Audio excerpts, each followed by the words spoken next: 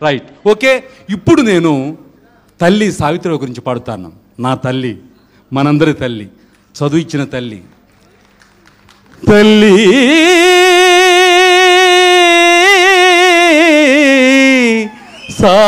సావిత్రిబాయి ఫూలే, చదువుల తల్లి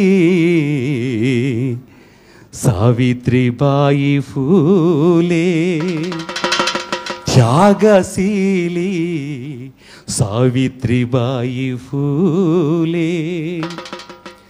సావిత్రిబా ఫూలే నీ బ్రతుకంత పోరాటాలే, సావిత్రిబా ఫూలే నీ బ్రతుకంత పోరాటాలే.